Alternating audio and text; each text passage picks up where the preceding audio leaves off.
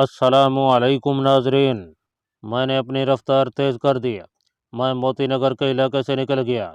चौक में मुझे खाली टैक्सी मिल गई। मैं पिछली सीट में इस तरह धंस गया कि बाहर से कोई मुझे देख ना ले। अगरचे रात के 12:30 बजे का अमल हो गया, मगर दिल्ली शहर के बड़े बाज़ारों में रात गए तक ट्रैफिक रहती है। नई दिल्ली रेलवे स्टेशन बिल्कुल सुनसान नहीं था। आगरा जाने वाले मुसाफिर सामान अंदर रखवा रहे थे। उनमें सिख और हिंदू कुंबे और उनके बच्चे भी थे। मैंने टैक्सी दूर ही रुकवा ली। लोग टिकट खरीद रहे थे। मैं कतार में खड़ा नहीं होना चाहता था। जब कतार ख़त्म हो गई तो मैंने आगरा तक का सेकंड क्लास का टिकट लिया और अपने चेहरे को रुमाल से पोंछने के बहाने छुपाने की कोशिश करता हुआ उस प्लेटफार्म पर आया जहां आगरा की गाड़ी अभी तक नहीं लगी थी। इंतज़ार मेरे लिए काफ़ी असाब शिकन था। मेरे ब्रीफ केस में मेरा कुर्ता पजामा और चप्पल मौजूद थी। पहले मेरा ख्याल था कि रास्ते में किसी जगह उन्हें फेंक दूंगा, क्योंकि मैं ये साबित करना चाहता था कि मुझे मेरे शब ख्वाबी के लिबास में गुंडों ने अगवा किया है। लेकिन अब सोचा कि ये अगर कपड़े मेरे साथ ही रहें तो क्या हर्ज है। प्लेटफार्म पर टहलने की बजाय मैं एक तनहा जगह देखकर दीवार के साथ लगकर खड़ा हो गया। मुसाफिरों ने प्लेटफार्म पर अपना सामान रखवा दिया था। कुल्ली ट्रेन के डब्बों के लगने का इंतज़ार कर रहे थे। कोई 20 मिनट के बाद एक इंजन शंट करता हुआ आया और प्लेटफार्म पर आगरा जाने वाली गाड़ी के डब्बे लगाकर आगे निकल गया। दूर से मैंने सेकंड क्लास के कंपार्टमेंट को देख लिया था। तेज तेज चलता हुआ कंपार्टमेंट में घुस गया। डब्बे की बत्तियां रोशन हो गईं। मैं कोने वाली सीट पर बैठ गया और प्लेटफार्म की दूसरी तरफ मुंह निकाल कर इधर उधर तकने लगा। गाड़ी की रवानगी 1:30 बजे थी, मगर वह 1:45 नई दिल्ली के रेलवे स्टेशन से रवाना हुई। मैंने खुदा ताला का शुक्र अदा किया।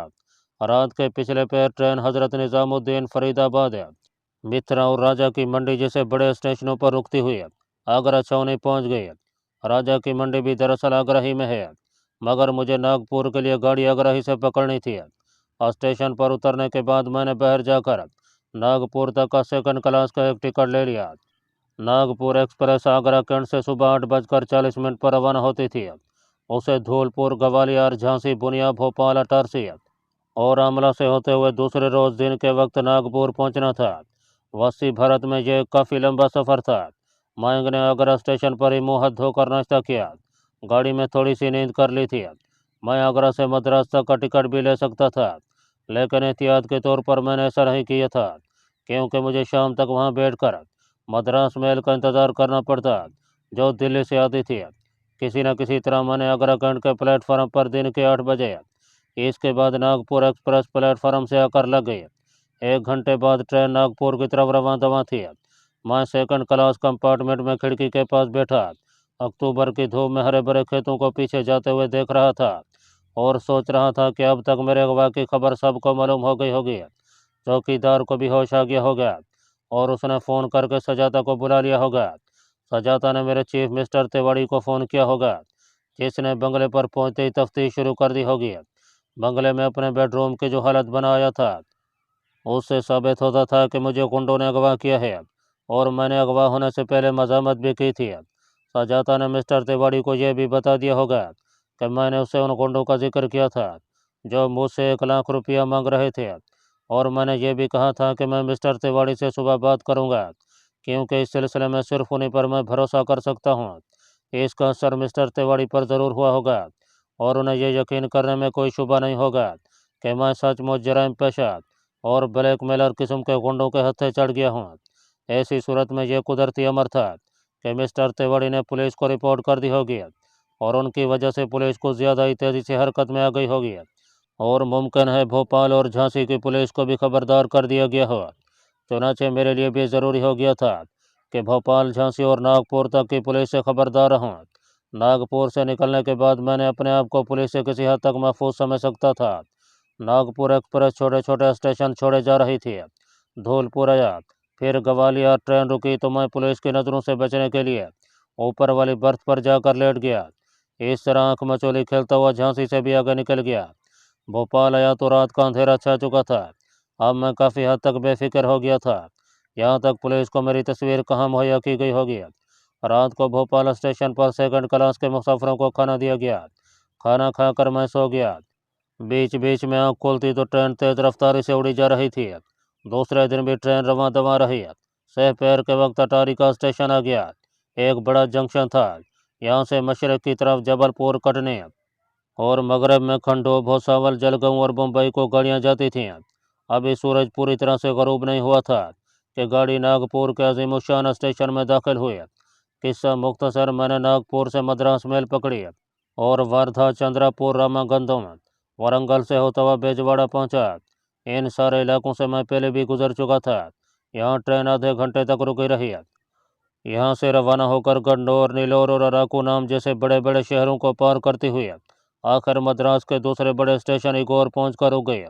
अब मैं बहुत हद तक आज़ादी से चल फिर सकता था, क्योंकि ये सूबा ही दूसरा था, यानी तमिलनाडु का सूबा था। आगे फिर भारत की निचली तकोन तक एक रात एक दिन का सफ़र दरपेश था। मद्रास स्टेशन के सेकंड क्लास वेटिंग रूम में मैंने गुस्ल किया, खाना खाया और पता किया कि धनुषकोडी को जाने वाली गाड़ी कब छूटती है। रात हो गई थी। धनुषकोडी भारत के तकोन का जनूब मशरक की जानब सफ़र आखिरी रेलवे स्टेशन है। उसके आगे 25 मील की एक समुद्री खाड़ी है, जिसके दूसरे किनारे पर श्रीलंका का मुल्क शुरू हो जाता है। मैं इस सफ़र को मज़ीद लंबा नहीं करना चाहता था। आप ये समझ लीजिए कि मद्रास से मैंने जो ट्रेन पकड़ी उसने मुझे सारी रात और दूसरे दिन के सफ़र के बाद शाम के वक्त धनुषकोडी पहुंचा दिया। आजकल ये इलाका तमिल गोरिलों की सरगर्मियों का मरकज़ बना हुआ है। उस ज़माने में यह तहरीक अपने इब्तदाई दौर में थी और सिर्फ तमिल और सनहाली एजेंटों की खुफिया सरगर्मियों तक ही महदूद थी। इस वजह से श्रीलंका में हालात पुरसकून थे। धनुषकोडी से मैंने एक बहरी जहाज़ में सवार होकर खाड़ी को पार किया और श्रीलंका की छोटी सी बंदरगाह टाली मनार पर उतरा। यहाँ से एक ट्रेन मिली जो कोलंबो शहर को जाती थी। गोया मैं अपनी मंजिल पर पहुँचने ही वाला था। कोलंबो तक का सफ़र भी बड़ा तवील था। बहरहाल यह सफ़र भी कट गया और मैं कोलंबो दारुल हुकूमत के दो बड़े रेलवे स्टेशनों में से एक बड़े रेलवे स्टेशन मरादाना पहुंच गया। यहाँ अक्टूबर के अवाखिर में भी मौसम हबसलू था और आसमान पर बादल छाए हुए थे। मेरे पास अभी तक काफ़ी रकम मौजूद थी। कोलंबो मेरा देखा भला शहर था। इससे पहले भी मैं यहाँ की सियाहत कर चुका था। मैं एक होटल में आ गया। रात हो गई थी। कोलंबो शहर रोशनियों से जगमगा रहा था।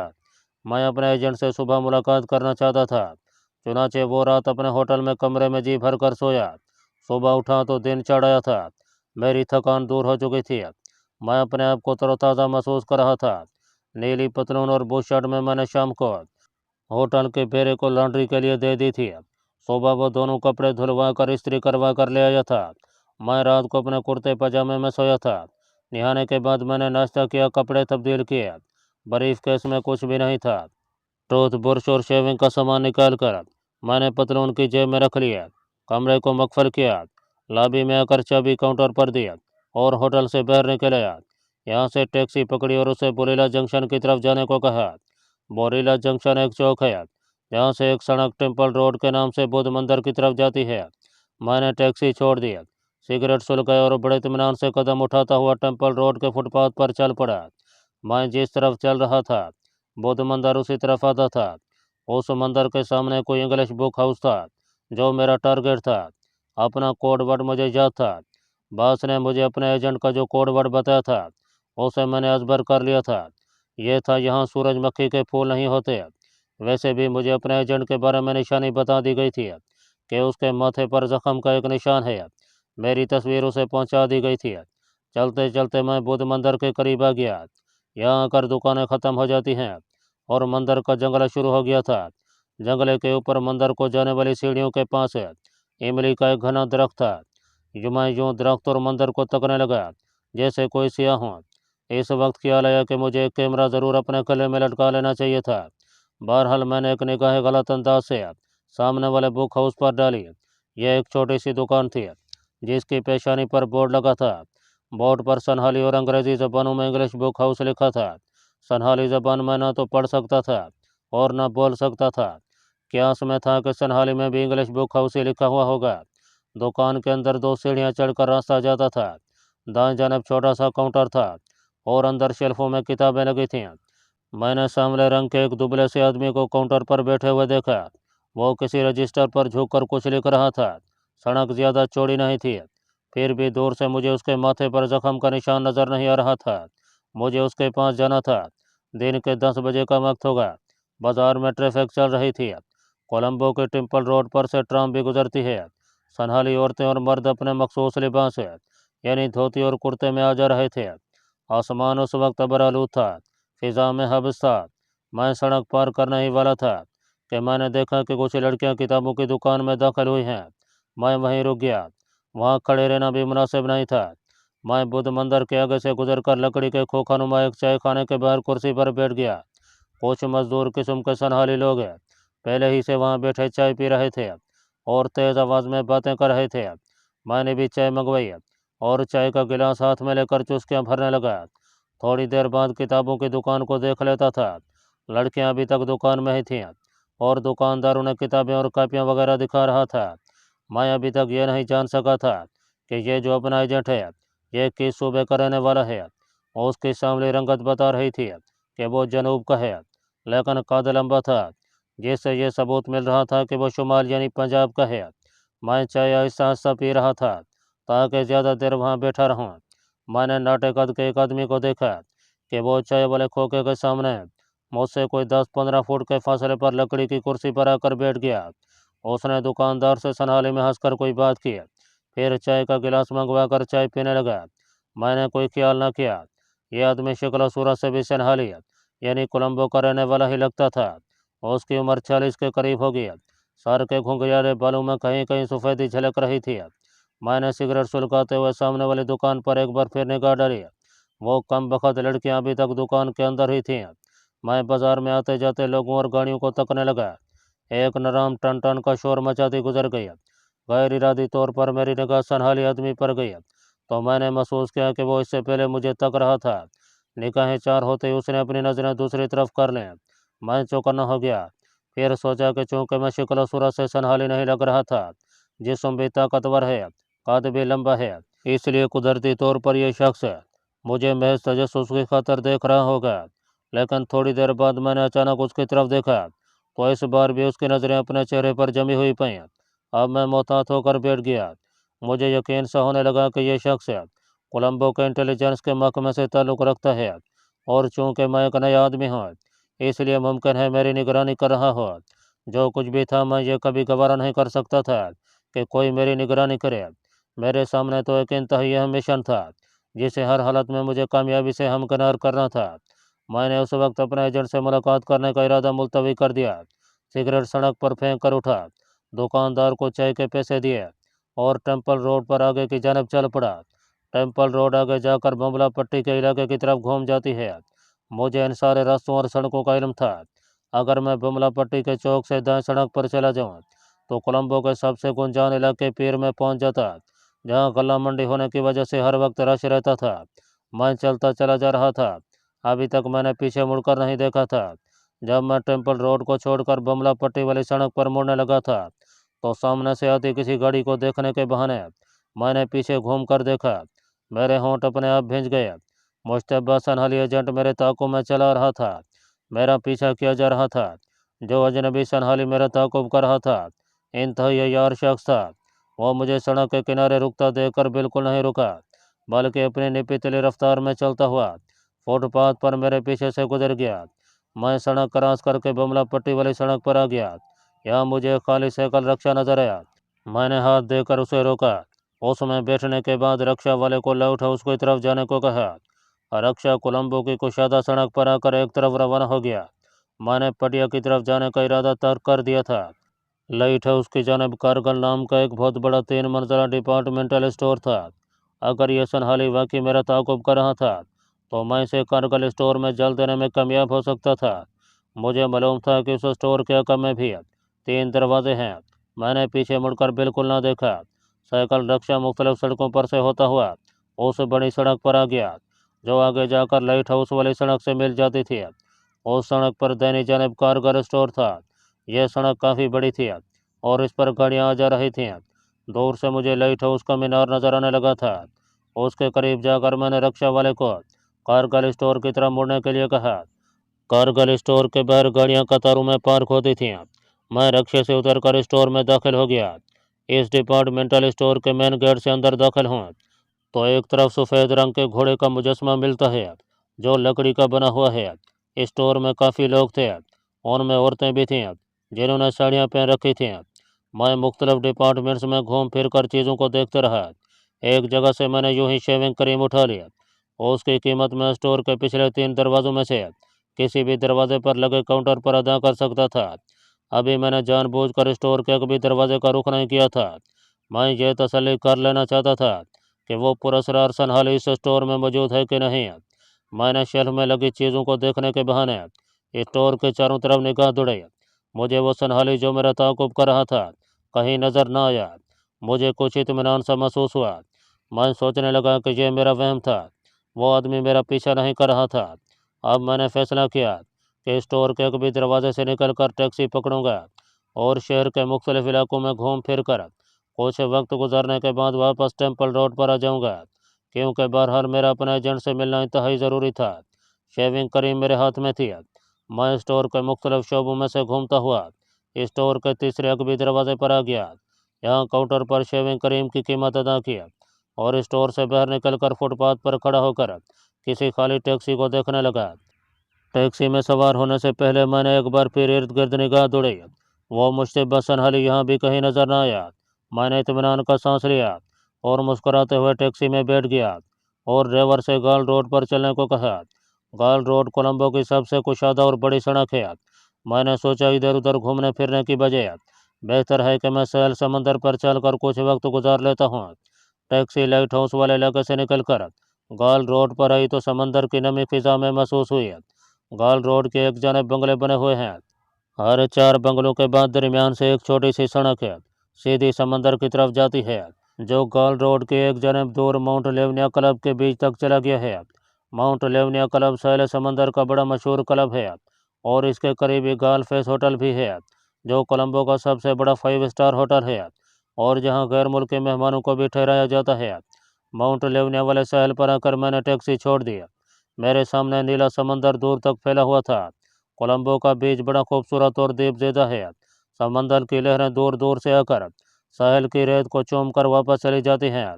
साहिल पर नारियल के दरख्तों की कतारें दूर तक चली गई हैं। उन दरख्तों के नीचे सनहाली मजदूर औरतें और मर्द कहीं कहीं नारियल की छाल के रस्से बुनते भी नजर आ जाते हैं। सनहाली औरतें मर्दों के मुकाबले में ज़्यादा जफाकश होती हैं। आमतौर पर उनका रंग काला या गहरा ब्राउन होता है। वो काम करते हुए कभी कभी सनहाली लोकगीत भी गाने लगती हैं। मैं सहल समंदर पर नारियल के एक दरख्त के नीचे इस तरह बैठ गया कि मेरा चेहरा सड़क की जानब था। सहल समंदर पर आमतौर पर शाम को रश होता है। उस वक्त बीच तकरीबन खाली था। सिर्फ चंद गैर मुल्की जोड़े पतलूनों के पैंचे उठाए समंदर की लहरों में दौड़ लगा रहे थे। मेरी निगाहें सड़क पर मुश्तबा सोनाली को देखने की कोशिश में थीं, जो यहाँ भी नहीं था। अब मुझे यकीन हो गया कि वो शख्स मेरा ताक़ुब नहीं कर रहा था।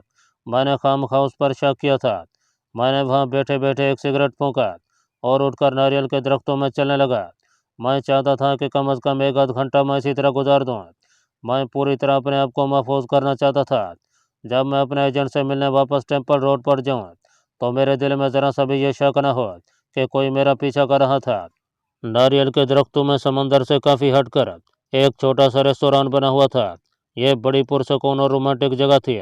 मेरा जी चाहा कि यहाँ बैठकर चाय पी जाए, कुछ वक्त भी गुजर जाएगा। यह रेस्टोरेंट ज़मीन से 2 फुट ऊंची मचान पर बना हुआ था। बाहर बांस की कुछ कुर्सियाँ रखी थीं। मैंने चाय का गिलास मंगवाया और बांस की कुर्सी पर बैठकर चाय से लुत्फ़अंदोज़ होने लगा। नारियल के दरख्तों में से सामने बेकरां समंदर हद नज़र तक फैला हुआ था। हवा चल रही थी। यहाँ ज़्यादा हब्स नहीं था, मगर फ़िज़ा में नमी और रतूबत बहुत ज़्यादा थी। रेस्टोरेंट के कम में वही छोटी सी सड़क थी जो बंगलों के दरमियान से होती हुई ऊपर गाल रोड की तरफ चली जाती थी। चाय पीने के बाद उठकर उसी सड़क पर चलने लगा।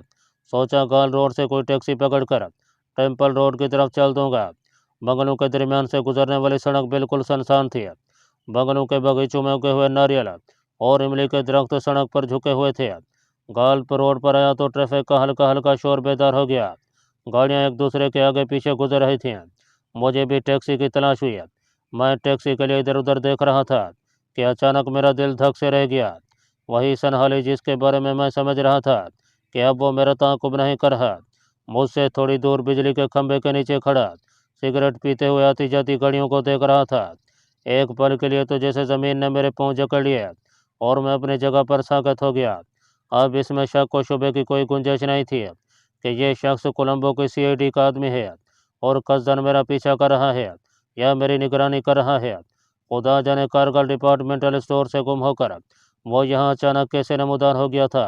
बहरहाल ये शख्स मेरे लिए, मेरे मिशन के लिए एक बहुत बड़ा चैलेंज बन गया था और इस शख्स से हर हालत में छुटकारा पाना मेरे लिए ज़रूरी हो गया था।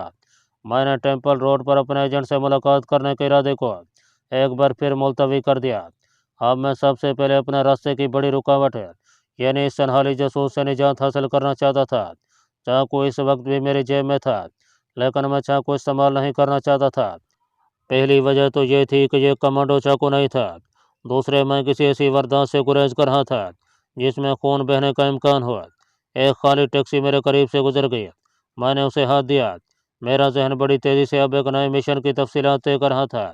यह खूनी मिशन था, इसमें मेरा कोई कसूर नहीं था। मेरे पेश नज़र जो मिशन था उसमें मेरे वतन अजीज़ के करोड़ों इंसानों की ज़िंदगियाँ मुलव्वस थीं। इस मिशन की राह में खुद मेरी जान की कोई हैसियत नहीं थी और मैं इस सनहाली जासूस को कैसे नज़रअंदाज कर सकता था। मेरे दिल में ख्याल आया क्यों ना इस शख्स से कुछ गुफ्तगू करके अंदाज़ा लगाया जाए कि असल में यह शख्स कौन है। मेरे रंग रूप और कद काठ से तो वो समझ गया होगा कि मेरा ताल्लुक़ भारत के शुमाली सूबे से है। इससे गुफ्तगू करके मैं कई एक अंदाज़ा लगाना चाहता था। उससे बात करने में कोई हर्ज भी नहीं था। ये सोचने के बाद मैं कदम कदम चलता, सड़क पर भी देखता उसके करीब आ गया। मैंने महसूस किया कि वो मेरे करीब आने से बिल्कुल नहीं चौंका। ये उसके तजर्बेकार जासूस होने की बहुत बड़ी दलील थी। मैंने हिंदुस्तानी में कहा, इधर खाली टैक्सी मिलना बड़ा मुश्किल लगता है। उस शख्स ने मुस्कुराकर मेरी तरफ देखा और बोला, मैं भी देर से टैक्सी खोज रहा हूँ। उसकी ज़बान और लहजे से मैंने फ़ौरन अंदाज़ा लगा लिया कि यह शख्स सुनहली कौम का नहीं बल्कि हिंदुस्तान के किसी जनूबी सूबे से ताल्लुक़ रखता है। उसने मुझसे कोई सवाल न किया।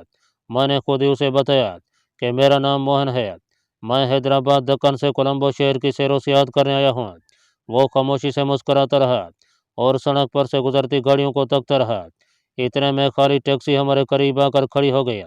उस आदमी ने इशारा करके कहा, तुम ये ले लो, मैं दूसरी टैक्सी ले लूँगा। मैंने थोड़ा सा इसरार किया तो वो अंग्रेज़ी में बोला, तुम हमारे मेहमान हो मिस्टर, और सिगरेट का कश लगाकर पूरा सरार अंदाज में मुस्कुराने लगा। उसका अंग्रेज़ी बोलने का लहजा भी जनूबी हिंद का था।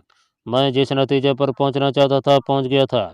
यह शख्स सनहाली नहीं हिंदुस्तानी था और हिंदुस्तानी खुफिया पुलिस वाले ही इतने शातिर और अय्यार हो सकते थे कि अचानक नमूदार हो जाते थे और अचानक ज़मीन उन्हें निगल लेती थी। मुझे इन भारतीय खुफिया वालों का बहुत तजर्बा था। मैंने उसका अंग्रेज़ी में ही शुक्रिया अदा किया और टैक्सी में सवार होकर शहर की तरफ रवाना हो गया। लंका की इंटेलिजेंस से मुझे कभी वास्ता नहीं पड़ा था, मगर भारत की सिविल और मिलिट्री इंटेलिजेंस की फितरत को मैं अच्छी तरह जानता था। जब मुझ पर यह भेद खुला कि यह शख्स भारतीय नजात है, तो मैं ना सिर्फ ज़्यादा मोहतात हो गया, बल्कि मैंने अपने जहन की तमाम सलाहियतों और हसियात को बेदार कर लिया। अब वो मेरे पीछे क्या लगता, मैं खुद उसे अपने पीछे लगाकर ज़मीन पर बिछे हुए उस जाल तक ले जाना चाहता था जिसके नीचे उसकी मौत का कुआं छुपा हुआ था। मेरी टैक्सी शहर की तरफ जा रही थी। मुझे मालूम था कि वो मेरे पीछे पीछे आ रहा है, क्योंकि जब वो खंभे के नीचे बगैर टैक्सी रक्षा के इंतजार में खड़ा था तो उसकी एक खाली टैक्सी सड़क की दूसरी तरफ किसी खुफिया जगह पर मौजूद थी। मैंने टैक्सी ड्राइवर को जानबूझकर गाड़ी आहिस्ता चलाने की हिदायत की थी। मैं उस भारतीय नजात जासूस को इतनी मोहलत नहीं देना चाहता था कि वो मेरा ताक़ुब छोड़कर अपने हेडक्वार्टर जाकर मेरी बाबत किसी किस्म की भी कोई इतला दे सके। मैंने गाड़ी के सामने वाले शीशे में से देख लिया था कि कुछ फासले पर रकम में एक टैक्सी हमारा पीछा कर रही है। मैंने टैक्सी लाइट हाउस के पास ले जाकर छोड़ दिया और खुद लाइट हाउस के पहलू में, जहां समंदर के किनारे छोटी बड़ी चट्टानों का सिलसिला दूर तक फैला हुआ था, आ गया। मैं अपनी हरकतों सकरात से यह जाहिर कर रहा था जैसे मैं उधर समंदर और चट्टानों की सैर को आया हूँ। मैं एक चट्टान को झुक कर देखता और आगे बढ़ जाता। इसी दौरान मैंने अपने अक्का में निगाह डालकर देख लिया था कि वो जासूस दरख्तों के पीछे से निकलकर चट्टानों की तरफ कदम कदम बढ़ रहा था। किसी वक्त वो रुक जाता था और जब मैं नजरें उठाता तो वो किसी चट्टान के पीछे हो जाता था। मैं बेनियाजी से कदम उठाता गीली रेत पर चलते हुए एक चट्टान की ओट में आकर बिजली जैसी तेजी के साथ चट्टान की दीवार के साथ लग गया। भारतीय जासूस के कदमों की आवाज़ मुझ तक नहीं आ सकती थी क्योंकि वहाँ ज़मीन रेतली थी। उसने मुझे चट्टान के पीछे जाते ज़रूर देख लिया था। शायद वो मेरे बाहर निकलने का इंतज़ार कर रहा था।